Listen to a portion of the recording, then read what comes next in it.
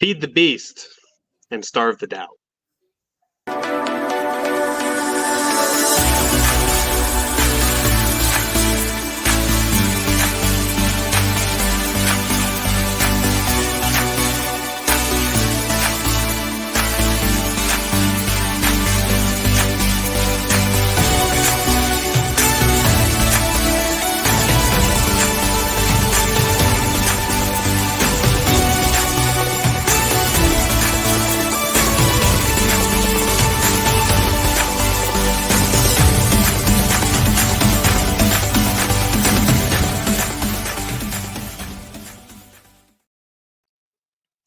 What's up, champions? Welcome to another episode of Champion Reads, the podcast where we talk about best-selling books by best-selling authors and the principles with it. My name is William Blake, and today we are privileged to have Mr. John Kovacs Jr., the founder of Champion Circle, as well as our special guest, Celeste Gibson, with us to talk about our book for this month, which is Be Obsessed or Be Average by Grant Cardone. And specifically, we're going to talk about feeding the beast and starving the doubt today. So I'm super excited to be able to talk about this topic. I'll start out with something that came up in my mind. I don't know if you two have ever heard about it, but it's the story of the two wolves. And in each of us, we have these two wolves, the good one and the bad one. The good one being our passion, our desire, the things that we're going for, the things that we want to achieve. The bad one being that toxic side of, I can't do this, there's no way that it's going to happen, and those negative thoughts that happen. When I heard this story, they talked about this little boy asking the question, so which of these two wolves is stronger? And the wise man said, the one that you feed more. And so it's whichever one you feed. Is it the beast that is going to help get things done, or is it the beast that's going to give you doubt, going to give you negativity, and is going to stop you from reaching your goal? So I'd love to hear from John or Celeste, both of you, what your thoughts are about this topic as we have a good discussion today. Just real quick, I think that anything you put time into and you give nurture and nourishment, it's going to continue to grow. So whether that's a good habit or a bad habit, it's going to grow. And a lot of people wonder, why they can't have positive success and amazing habits and be where they want to be. And they forget that it's so easy. If you can feed your bad habits, you can feed your good habits. They just need to learn what to do and what not to do, and then be disciplined. I think that's something that a lot of people in this modern generation lack, is the lack of personal discipline. But then again, we have to give ourselves what we need. At Champion Circle, we talk about learning each day, and the N in that acronym stands for nurture, and that's nurturing your body, your mind, your soul, whatever it is that you need to be happy and to feel good. And that's including little things such as eating right, exercise, and then some of the other mundane things like daily affirmations and writing things down and journaling and taking care of yourself and going to bed at a good time. But at the same time, all of those are just foundational parts of nurturing our lives, our minds, and our bodies so that we can function at the level that we want to be at. And one last thing I'll share just real quick. I love this term, obsessed. It is one of my favorite terms because obsessions are part of the desires, as Napoleon Hill wrote in Think and Grow Rich. So I know we're not talking about that today, but obsession is one of those things where you develop a yearning for something. And an obsession is what your goals should be, because if you're obsessed with something, you will do whatever it takes to get that. And right now I'm hanging out in Southern California, and nostalgia set in the other day.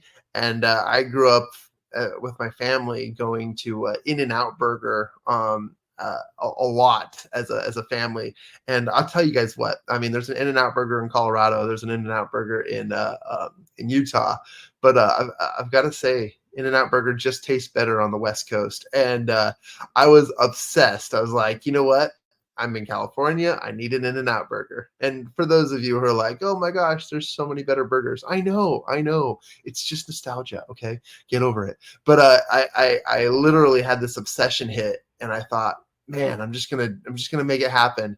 So I did my research and I stepped outside and I walked to the nearest In-N-Out burger. And luckily there's one on every block. They're so popular out here. But I was so excited and it was an obsession. Like I had to do it.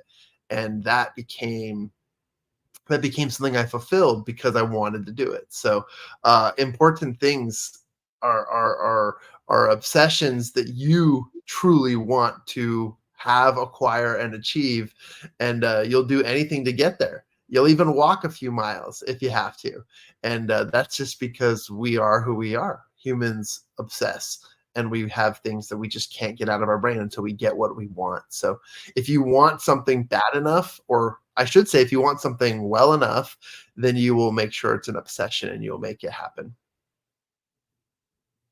Ooh. What about you, Celeste? What are your thoughts? I think it's really interesting to like take this and apply, like really apply it to life.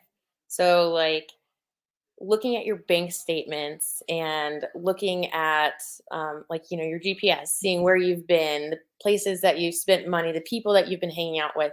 Is it really applying to like the vision that you want? Is it people? Are you hanging out with people that are filling you up, or are they like the naysayers and the haters? Are you spending money doing the things that actually fulfill you, or are you just spending all of your money on work, work, work? Because it's one thing to like be obsessed, it's another thing to apply it throughout everything instead of just one thing.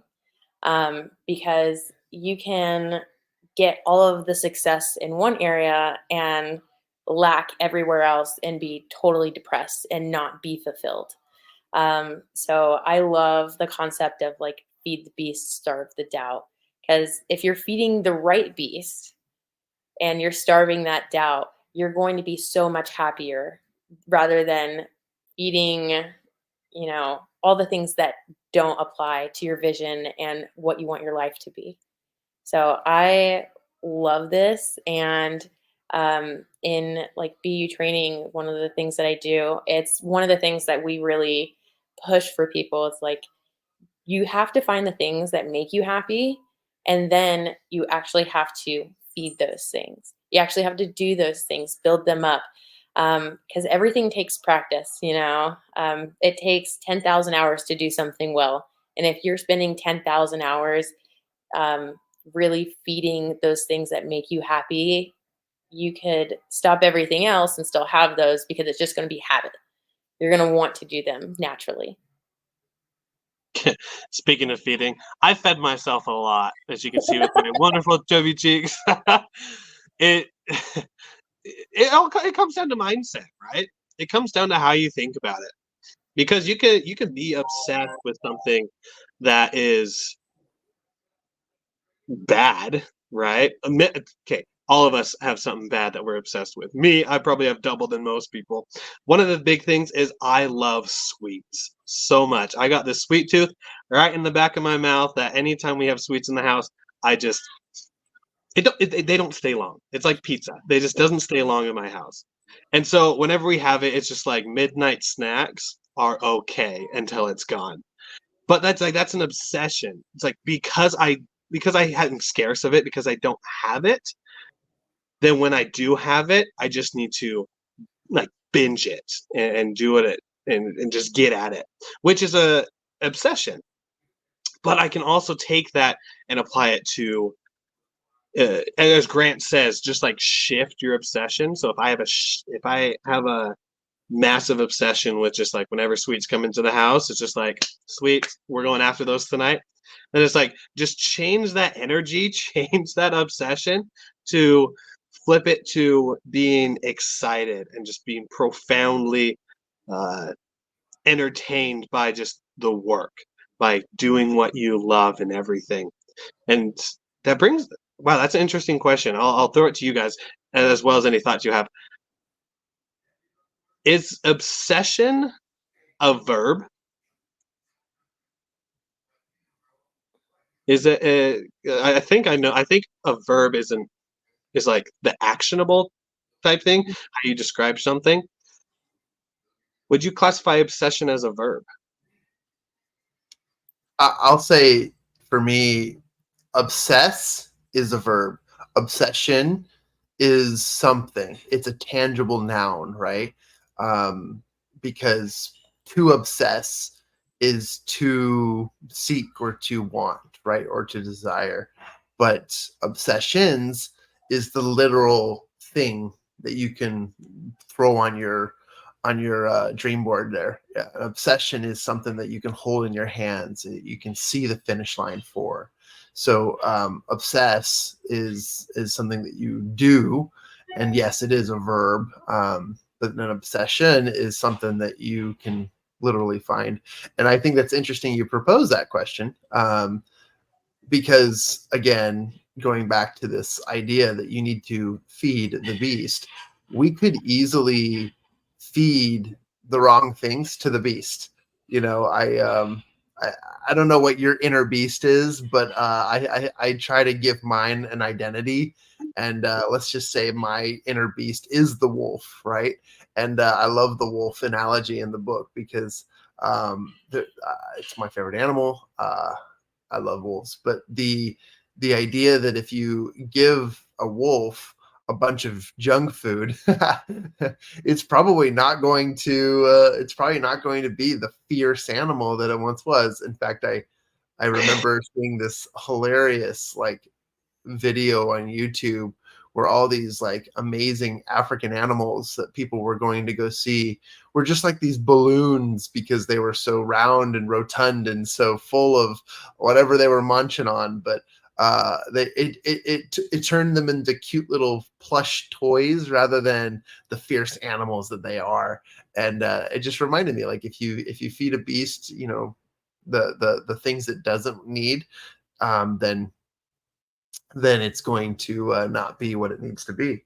And if you give it like the meat it needs, or the veggies, or the water, or the nourishment that it needs, then it'll become the beast that you want. And we are all truly that beast, that inner beast. Willie, I keep wanting to go back to alter ego effect, because there's an inner beast within us that really is waiting to be ignited, or waiting to come out or unleash, because we need to fuel it with the right things. So I just love the concept. But yeah, interesting question you ask. Obsess is a verb for me, and obsession is the tangible thing you hold. Yeah, each of us having that inner beast within us.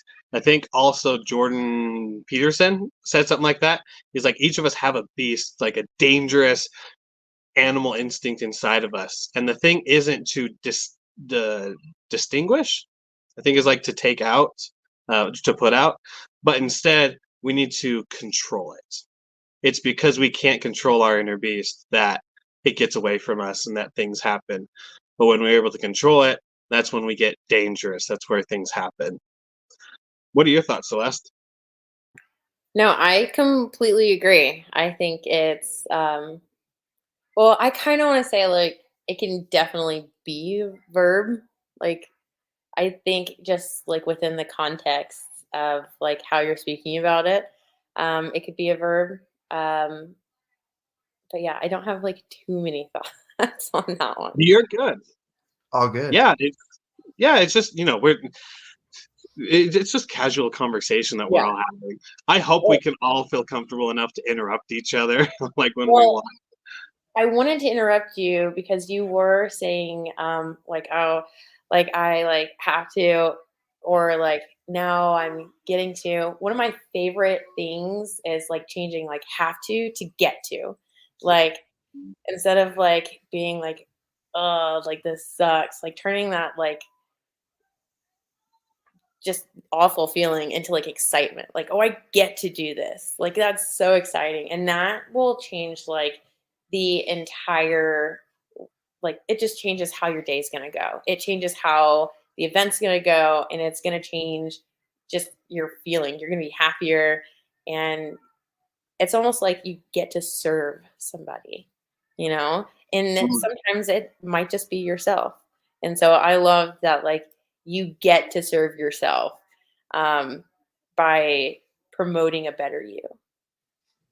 You know, interesting enough, Willie, in the green room before the show, we were literally just talking about this. And, Bob Proctor used to say, Bob Proctor is famous for saying the words, thoughts are things. And truly your thoughts become your reality. And Celeste brings up a really good point, which is if you're going to starve the doubt, you will need to learn how to use your words correctly. And I don't even like the way I just said that. But if you want to feed the beast within, you also get to learn how to communicate better. And our own thoughts, how we say things, become reality. And if we don't watch that, if we don't nurture that, if we don't practice that, then we fall into a state of complacentness, into a state of maybe even depression, or just a lack of having what we want, because we're focusing on the wrong things. And words can seem harmless, but thoughts are things. Just kind of an idea thrown out there. I love the idea of identifying how we speak and what we say. And I didn't even know, like, if I said have to before instead of go to, I'm sitting here being like, wow, I'm someone who's just, I'm the one that says that to other people. I'm like, no, you get to, you're going to do this. It's going to be awesome. And just to hear that that's still in my vocabulary, it's like, it's a humbling pill of being, there's still unconscious things going on to be aware of. And our conversations going around like, be observant, be conscious. And I think even more importantly, as we are starving the doubt and doing everything, we need other people to help us out. Like, of course, the lion is the king of the pack, the king of the savannah. He's out there. He doesn't bow down to any birds or anything, but he's not alone. He has his pack. He has the people around him to help uplift and to help to do whatever is needed for it. I'm loving this conversation that we're all having. I love to jump to, so we talked about starving the doubt. We talked about feeding the beast. I'm going to throw out this weird question, and I want you guys to play with it. Play with it, try to understand it. But throwing this out from left field, what is your spirit animal? Ooh. And while you two think about that, I'll say mine, because I already know mine. Mine is a peregrine falcon. If you guys don't know what a peregrine falcon is, it's a falcon. That's it. All done. Boom. No, but the peregrine falcon is the fastest bird in the world, and they can go up to over 200 miles an hour in the air as they dive through the air. And what I love about the peregrine falcon is that they soar high above the sky, so they're able to see a massive perspective. And then when they see something that they want, they are able to tuck in their wings, dive for it. It doesn't matter what's in the way. They're aimed straight up what they want. And so, like, I resonate so much with that. And, like, as I talked with my wife about it, my wife's a cat. I love cats too. But I'll stick with my bird. She's just like, yeah, that makes a lot of sense for you with a peregrine falcon. And there's a reason why I'm bringing this up. So don't knock it down. But I'd love to hear from you two. What's your spirit animal? So I have to think about that for a second. I'll jump in and say it's a funny question for me, because I've thought long and hard about what my spirit animal is, and there's the answer of choice, and then there's the answer of based on personality and assessments. And how BuzzFeed is a very legitimate online resource for those types of things. So according to BuzzFeed and several other things, especially in whatever degree that I took them in, popularly and really unwarranted, I have found that my quote unquote spirit animal, based on whatever choices I've made, could be a squirrel. And I dislike that because squirrel is like the international mascot for ADHD. But sometimes I need to like embrace that too, because there are some great qualities. It's just, I have a love-hate growing up. Squirrels were an epitome of just like the varmint in the backyard, right? You just wanted to extinguish them. But all that being said, I've always loved eagles, and I've loved birds, and I've loved the wolves. And so I'm gonna actually not answer the question by answering a different question, which is my Harry Potter Patronus. There you go, getting all nerdy on everybody, is is a bear. It was a bear. So I have to stick to that inner beast. But sadly to say, according to all other online assessments, apparently I'm a squirrel. We love squirrels, John. Yeah, we love squirrels. They're great. I think for me, I would have to say like a deer. Just very gentle, but also like they just are just majestic. They're very wise, and I feel like I absorb so much from other people, and I really take that and apply it to my life. So I would have to say deer. Oh, I love that. Now let me share with you why I said that. Because I'm sure that was, out of left field and everything. On a topic where we're talking about obsession and about feeding the beast and starving the doubt. Celeste, you brought up a great point earlier of there are people who are, and I think Dean Graziosi says it this way, people who are battery chargers and battery drainers. And when it comes to our energy, we all know some people that if they send us a text message or give us a phone call, that we probably don't really want to answer it because we know that we're going to be on the phone for the next 30 minutes listening to them. But we also know that there are those individuals who are unique in the way in which they are able to charge our batteries, make us think differently, and be able to really up the energy and feed something in us that really is on the creative side. The sole purpose of that question to you guys was to spark that kind of creative inspiration. Because a lot of times we get into those mundane plateau type levels, and there are sometimes that we just need a question out of left field to inspire us. And I think those inspirations are the sweet candies that are good to feed the beast. I don't know why I keep going back to candy. I like candy. Go Swedish Fish and go gummies. But it's those moments where we're able to like think creatively that we can really learn how to obsess on unique. I keep saying unique. It's not unique. On more inspiring things and more things that are within us, rather than listening to the horrid different things that are going on through news, social media, wars, whatever it is on the other side of things. As we start to wrap up this, I want you guys' final thoughts about what we talked about. Not necessarily about our spirit animal, but about what it means to you to take charge in your own power rather than letting other people dictate your life.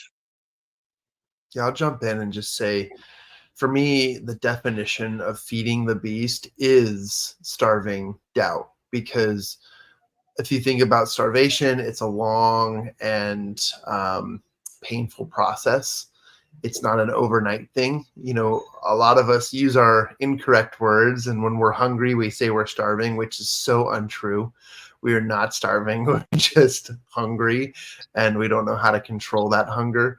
But at the same time, you have to look at what doing one thing is doing to the other. And if you fill your soul, if you fill your body, if you fill your mind with that which you most desire, which you most obsess about, then you will find yourself in a great place.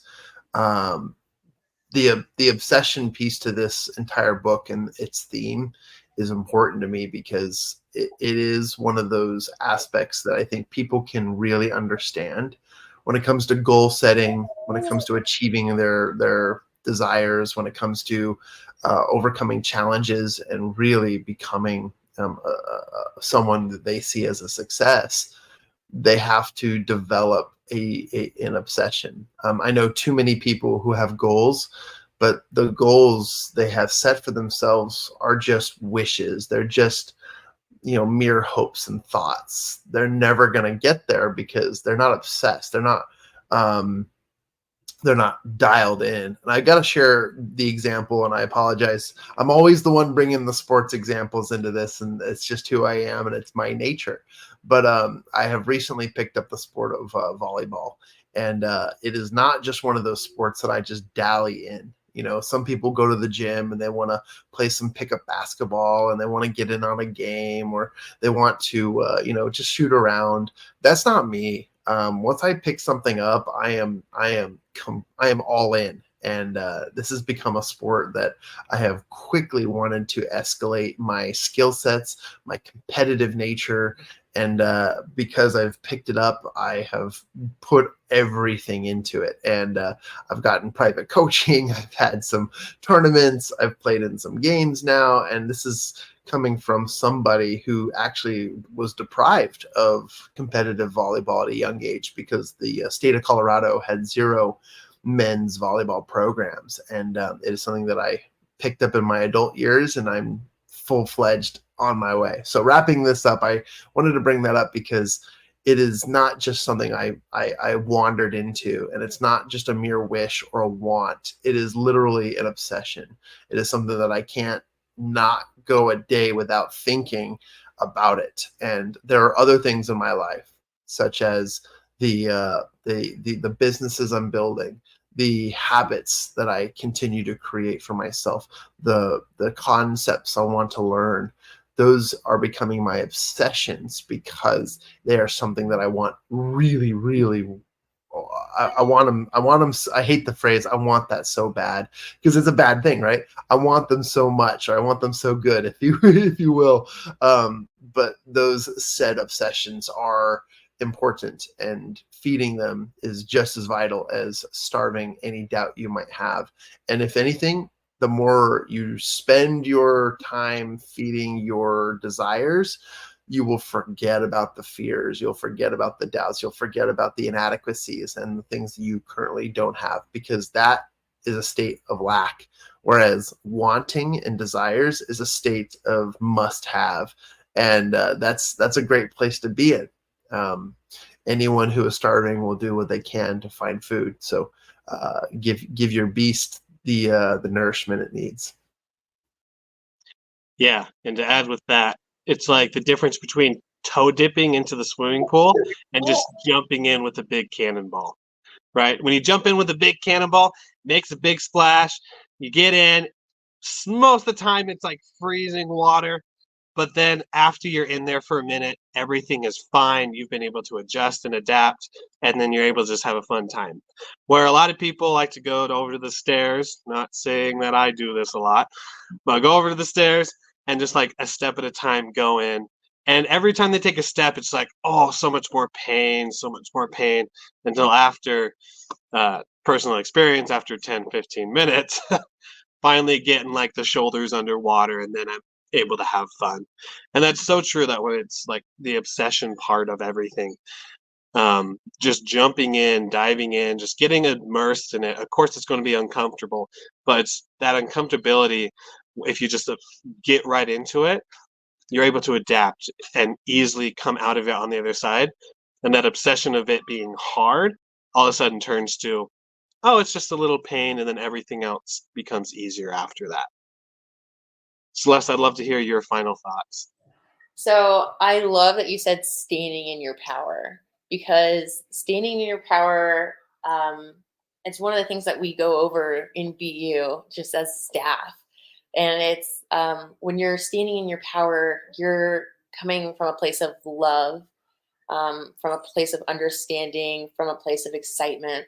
And when you're not standing in your power, it's very easy to tell because like you're giving that power away to fear and doubt. And I love that you said like it's like dipping your toe in or like taking a cannonball. And that really is the difference. Like, are you going to show up at a 10 and like put all you have into this and be obsessed? Or are you going to like hold back something for the fear of like somebody's going to, look down on you or they're going to think you're crazy? And the people who really love you and the people who support you aren't going to do that. They're going to be like, I can't believe I'm watching you like take the reins and go for your goals, go for your dreams, and inspire all of those around you. So like I love this. And I can't wait to like finish the book because I know I've like jumped in for the first time this week. But this book I've actually like picked up, put down, picked up, put down. And it's one of those things that I have just kind of like, okay, I'm going to read this and then take what I've learned and then just try and apply it. And it's such a good book to do that with because I mean, it's just practice and you have to practice your obsession. You have to practice your obsession. What a great thing to end with. Thank you, champions, for listening to this. This has been another episode of Champion Reads, where we went over Be Obsessed or Be Average by Grant Cardone, more specifically the principles of feeding the beast and starving the doubt. If you found inspiration in this episode, go ahead and subscribe to our podcast. You can find us on all the popular podcast channels. And until next time, champions, continue to be the best version of yourself, continue to live within your power, and always remember you are already at where you need to be to get to the next level that you want to achieve. So go ahead and take that step. We'll see you on the next episode of Champion Reads.